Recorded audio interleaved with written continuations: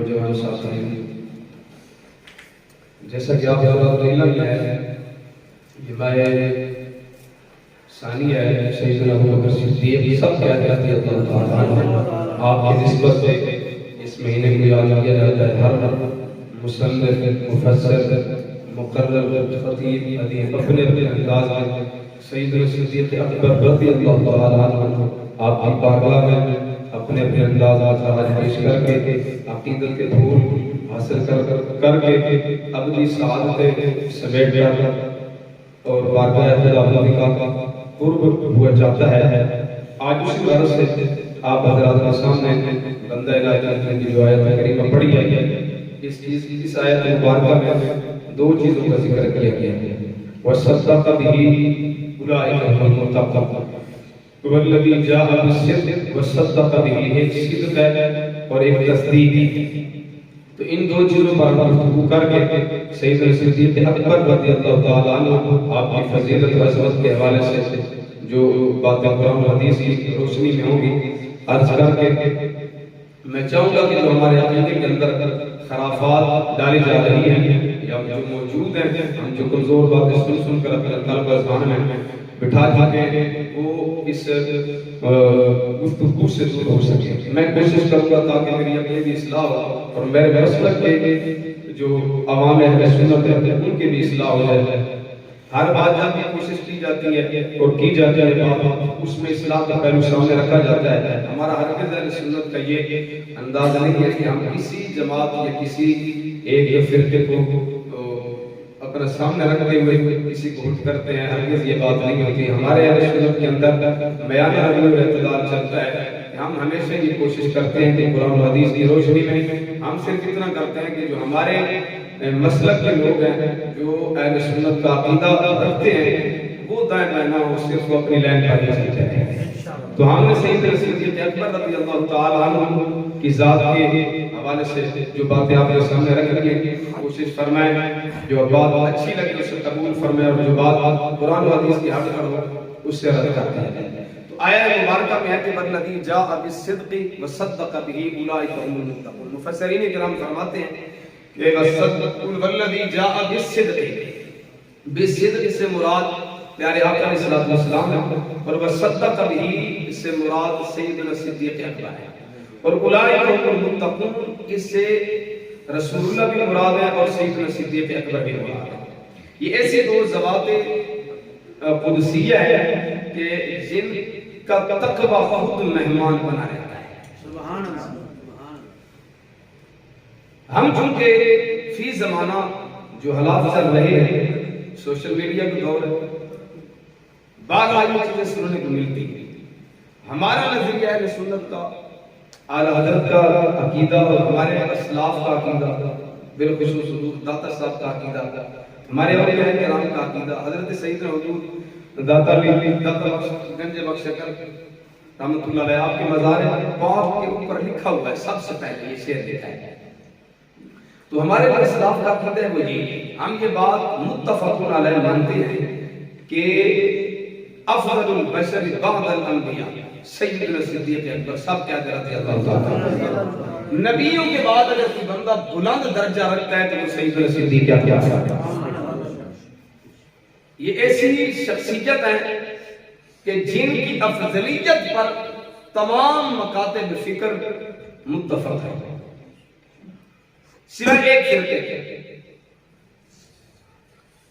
انکار اس بات سے نہیں ہے کہ مولا علی کی فضیلت کم ہے، علی تو علی ہے، سبحان اللہ سبحان اللہ، علی تو علی ہے نا جی۔ ہم بات کر رہے ہیں ابو بکر کی، سبحان اللہ، ہم بات کر رہے ہیں ابو بکر۔ علی کا مقام تو اپنا مقام ہے، علی تو سب سے زیادہ لیکن یہ آڑ میں جناب مولا علی کی آڑ میں مولا علی کی عظمت کو بیان کرتے ہوئے ابو بکر پہ حملہ ہوتا ہے،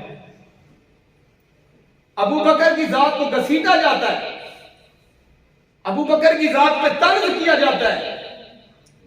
یہاں پر ایک بات کو سمجھیے گا، جب دعویٰ کیا جاتا ہے تو اس کے لیے دلیل لائی جاتی ہے۔ پیغمبر دعویٰ ہے اور دلیل ابو بکر ہے۔ یہاں پر یہ بات پھر معترض بنتی نظر آتی ہے کہ پیغمبر دعویٰ کرنا تو پھر اس دعوے نبوت پر دلیل کون ہے؟ ہر دعوے کے لیے دلیل ہے. آپ جج صاحب کے سامنے جائیں, وہ مقدمہ دائر کیا جائے, سب سے پہلے جج صاحب اپنی کرسی پہ بیٹھ کر یہ مطالبہ کرتے ہیں وکیل سے کہ گواہ لائے وہ مقدمے کے. تو پیغمبر کے پاس جو نبوت ہے اس کی دلیل ابو بکر ہے. اب یہاں پر ایک اور مسئلہ بھی آپ کے سامنے رکھیں. ایک حدیث پڑھی جاتی ہے جس میں یہ عنوان رکھا جاتا ہے کہ سب سے پہلے امام ابو بکر نے قبول کیا ہے, پھر سیدہ خدیجہ الکبریٰ نے کیا ہے, پھر مولا علی نے کیا ہے, پھر حضرت زید بن حارثہ رضی اللہ تعالیٰ عنہ نے کیا ہے. ایک وقت ایسا آیا, اب یہ چاروں روایات ہیں کہ سب سے پہلے ابو بکر, سب سے پہلے خدیجہ الکبریٰ نے, سب سے پہلے مولا علی نے, سب سے پہلے زید بن حارثہ نے. قربان نہ جو میں سیدنا حضرت امام اعظم ابو حنیفہ رحمۃ اللہ علیہ کی سوچ اور فکر کے اوپر سنیے نا. بہت سارے علماء نے اور محدثین نے اس حدیث کو لیا اور جناب سیدنا حضرت امام اعظم ابو حنیفہ رحمۃ اللہ علیہ کی بارگاہ میں آتے ہیں. بڑے بڑے پاک کے لوگ تیار کرنے لگے ہوئے, آپ بڑے پاک کے محدث ہیں, بڑے اونچے درجے کے فقیہ ہیں. روایت ہے کہ سب سے پہلے اسلام ابو بکر نے قبول کیا, پھر خدیجہ, سب سے پہلے خدیجہ الکبریٰ نے کیا. تو یہ چاروں حدیثیں ایک وقت میں تو ہمیں سمجھ میں نہیں آتی, تو ان میں سے ایک صحیح ہو سکتی ہے اور باقی تین جو ہے وہ تو صحیح نہیں ہو سکتی. تو اب کس حدیث کو مانا جائے؟ ابو بکر سب سے پہلے ایمان لائے ہیں, خدیجہ الکبریٰ سب سے پہلے ایمان لائی ہے, مولا علی سب سے پہلے ایمان لائے ہیں, زید بن حارثہ سب سے پہلے ایمان لائے ہیں. کہنے سبحان اللہ. پیارے سنیں تو صحیح نا, لیکن اہل سنت کی سوچ اور فکر دیکھیں گے. سبحان اللہ, کیسا پاکیزہ مسلک ہے, کیسا اس مسلک میں نور ہے. خدا کی قسم اس مسلک میں رہتے ہم کسی کو یہ نہیں کہتے کہ اپنا مذہب چھوڑ کے ہمارے مذہب میں شامل ہو جائیں. ہم اتنا تو ضرور کہتے ہیں اس خوشبو میں کبھی بیٹھے تو صحیح. تو جب حضرت امام اعظم ابو حنیفہ رحمۃ اللہ علیہ بس علماء نے یہ مسئلہ رکھا نا حضور کس حدیث کو مانے اور کس کو صحیح مانے اور کس کو غلط مانے, تو حضرت امام اعظم ابو حنیفہ رحمۃ اللہ علیہ جن کو آج پوچھا جاتا ہے منبر اور محراب کے اندر, آج جن پہ فتویٰ لگایا جاتا ہے کہ امام اعظم وہ ہے جس نے قرآن اور حدیث کی مخالفت کی ہے, خدا کی عزت کی قسم ابو حنیفہ نام ہی وہ ہے کہ قرآن اور حدیث پر عمل کرتا ہے. سبحان اللہ. امام اعظم ابو حنیفہ رحمۃ اللہ علیہ آپ کا فرمان ہے, آپ نے فرمایا ہماری کوئی بات اگر قرآن اور حدیث سے ٹکرا جائے تو اسے اٹھا کے دیوار پر مار دیا, ہم تو قرآن اور حدیث کے مطابق فیصلے کرتے ہیں. تو امام صاحب نے فرمایا اس میں پریشان ہونے والی کون سی بات ہے, ذرا اپنے جو اندر کے جو تارے ہیں ان کو کھولا جائے نا, اپنا عقیدہ درست کیا جائے. فرمایا ساری حدیثیں ایک ہی وقت میں اپنے اپنے مقام پر صحیح ہے. فرمایا حضور کیسے صحیح ہو سکتا ہے؟ ابو بکر بھی سب سے پہلے, خدیجہ الکبریٰ بھی سب سے پہلے, مولا علی بھی سب سے پہلے, پھر زید بن حارثہ بھی سب سے پہلے. تو ان میں ایک صحیح ہو سکتی ہے, ساری حدیثیں ایک وقت میں صحیح تو نہیں ہو سکتی نا. حضرت امام اعظم ابو حنیفہ رحمۃ اللہ علیہ آپ نے فرمایا پھر سنیے گا کہ ساری حدیثیں اپنے اپنے مقام پر کیسے صحیح ثابت ہوگی. آپ نے فرمایا کہ مردوں میں سب سے پہلے, میرے جملوں پہ غور کیجیے, آپ نے فرمایا مردوں میں سب سے پہلے محمد کلمہ پڑھنے والا ابو بکر ہے. فرمایا سب سے پہلا کلمہ پڑھنے والی خدیجہ الکبریٰ ہے. سب سے پہلے محمد کا کلمہ پڑھنے والا مولا علی ہے. فرمایا سب سے پہلے کلمہ پڑھنے والا سبحان اللہ. اسے کہتے ہیں اہل سنت. یہ اہل سنت کا وہ چراغ ہے جس نے پیغمبر کی چاروں حدیثوں کو اپنے مقام پر صحیح درست ثابت کیا. یہ مسلک ہے میرے مسلک, یہ میرا مسلک ہے. ہم اس مسلک کی تبلیغ کرتے ہیں, اس مسلک کے سائے میں بیٹھنے کی تلقین کرتے ہیں, ان کی صحبت میں آنے کی بار بار تبلیغ کرتے ہیں. ہم تو یہ تو نہیں کہتے, ہم یہ تو نہیں کہتے کہ جو فلاں مقام پر چلا گیا وہ کافر ہوگا, بدعت ہی ہو گیا. ہم بدعت کا فتویٰ بھی نہیں لگاتے, کفر کا فتویٰ بھی نہیں لگاتے. ہم تو اتنا کہتے ہیں کہ قدموں میں بیٹھو, قرآن بھی سمجھ آئے گا اور محمد کا فرمان بھی سمجھ آئے گا. تو آپ اسی وقار میں عرض کر رہا ہوں, یہ وہ شخصیت ہے حضرت سیدنا ابو بکر صدیق. پیغمبر سے عمر میں 2 سال چھوٹے ہیں, پیغمبر کی عمر 2 سال بڑی ہے, ابو بکر صدیق کی عمر 2 سال چھوٹی ہے. میں نے عرض کیا ہے کہ ایک ہی بستی میں پیدا ہوئے ہیں, ایک ہی بستی میں رہے ہیں, آمنے سامنے کارسن محلہ ایک ہوئے، گلی ایک ہوئے ہیں، زبان بھی ایک ہوئے. تو 2 سال چھوٹے تھے پیغمبر، 2 سال بڑے تھے.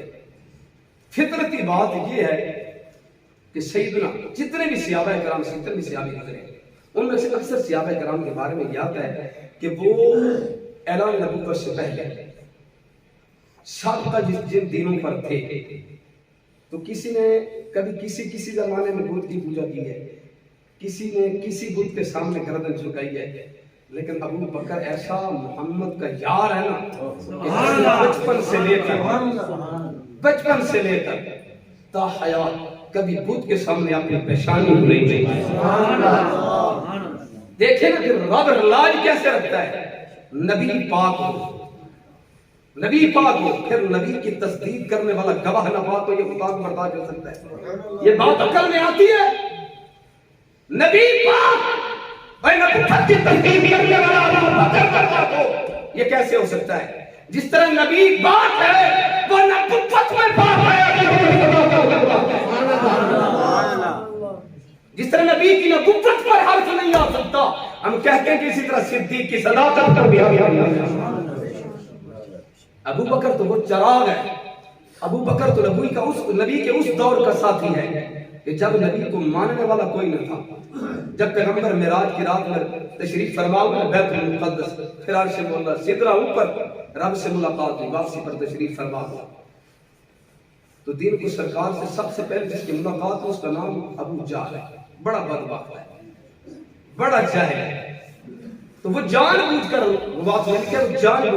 رسول اللہ سے ملاقات کرتا کہ میں تمسخرہ کرتا، مذاق کرتا، اس نیت سے کہ میں محمد سے ملوں گا، کوئی ان سے بات پوچھوں گا، وہ کہیں گے کہ نئی بات ہے.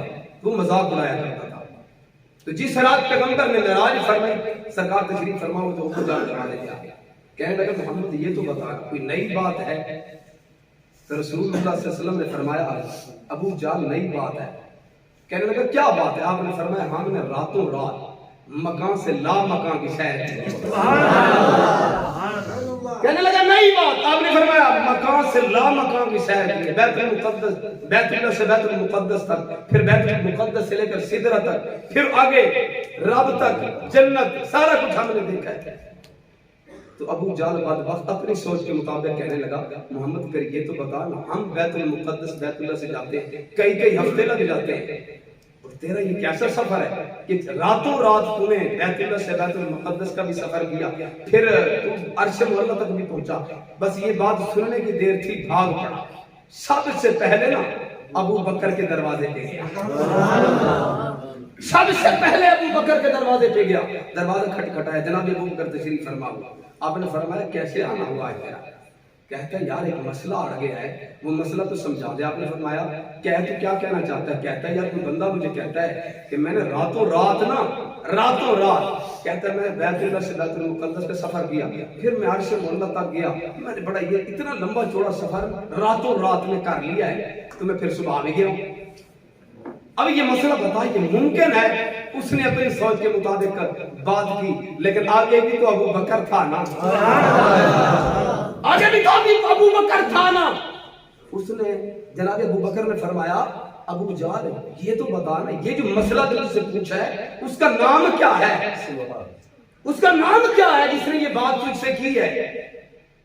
ابو جہل کو تو یہ خیال تھا نا کہ میں سوال کروں گا، اور ابو بکر اتنا تکڑا کوئی نہیں، وہ کہہ رہا تھا یار یہ ممکن ہی نہیں ہے. تو پھر میں معاشرے میں بتاؤں گا نا کہ محمد کے یار ابو بکر نے بات کی تردید کی ہے، لیکن ابو بکر وہ ہے جس کے نفس میں محمد کی ذات ہے. تو جناب ابو بکر نے فرمایا پھر ابو جہل بتاؤ یہ بات تجھ سے کس نے کی ہے؟ تو کہنے لگا پہلے تو دائیں بائیں، پھر کہتا ہے کہ صاحب گل تیرے پیار نے میرے نام ایک کی ہے. سبحان اللہ، چھوڑ کیا کہ سبحان اللہ، تیرے یار نے یہ بات کی ہے. تو پھر ابو بکر نے کیا فرمایا؟ کہنے لگے اچھا میرے یار نے یہ بات کی ہے. تو آپ نے فرمایا پھر اس بات کے جواب سے پہلے نا میرا یہ جواب سن تاکہ تیرے یار کی بات تیرے سینے میں اتر جائے.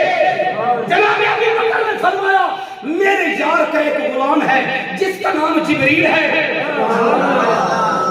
فرمایا میرے یار کا، میرے محبوب کا، میرے آقا کا ایک غلام ہے جس کا نام جبریل ہے.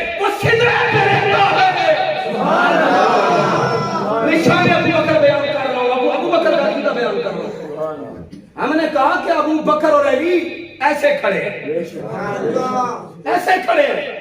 وہ حدیث بھی میں آپ کو سناؤں گا کہ جس حدیث میں حضرت صدیق اکبر نے سب سے پہلے عمل کیا ہے، ایک دن ایسا بھی تو آیا نا کہ سیدنا ابو بکر صدیق بیٹھے ہیں، جناب رسول اللہ تشریف فرما ہے، جناب مولا علی بھی بیٹھے ہیں، لیکن ابو بکر کی ایک حدیث یہ بھی آتی ہے کہ سرکار نے فرمایا دنیا میں مجھے تین چیزیں پسند ہیں۔ تو ابو بکر نے جب پیغمبر کی بات سنی تو تڑپ کر کہنے لگے یا رسول اللہ مجھے بھی تین چیزیں پسند ہیں۔ پھر تین میں ایک بات ایسی تھی، وہ یہ تھی کہ ابو بکر کی پسند یہ تھی کہ چہرہ محمد کا ہو، آنکھیں ابو بکر کی ہو۔ ایسا بھی آیا کہ اس مقام پہ ابو بکر جناب رسول اللہ کے چہرے کی بجائے مولا علی کا چہرہ تکتے بیٹھے ہیں۔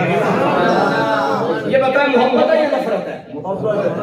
میں نے جو بات جہاں پر چھوڑی ہے پتہ ہے کہاں پہ چھوڑی ہے؟ سبحان اللہ، کہیں سبحان اللہ، ڈٹ کے کہیں سبحان اللہ۔ تو جناب سیدنا صدیق اکبر نے کیا فرمایا میرے آقا کا ایک غلام ہے جس کا نام جبریل ہے، اس کا گھر سدرہ پہ ہے، وہ سدرہ پہ رہتا ہے۔ فرمایا بتا اب زمین سے لے کر سدرہ کا یہ جو سفر ہے یہ کتنا ہے؟ زمین سے لے کر سدرہ تک کا جو سفر ہے یہ بتا اس کی کتنی مدت اور کتنی میعاد لگتی ہے؟ کہتا ہے یہ تو عقل میں آنے والی بات نہیں ہے۔ تو جناب صدیق اکبر نے فرمایا پھر ابو جہل سننا، جس کا غلام سدرہ سے مکہ اور مدینہ کی گلیوں میں ایک بار نہیں کئی بار کیا کمال ہوگا۔ دن میں کئی مرتبہ آتا ہے، تو بتا اگر آقا راتوں رات گئے بھی صحیح تو آئے بھی صحیح، اس میں تعجب والی کون سی بات ہے؟ اس میں تعجب والی کون سی بات ہے کہ تو کہتا ہے کہ محمد نے راتوں رات دعویٰ کیا؟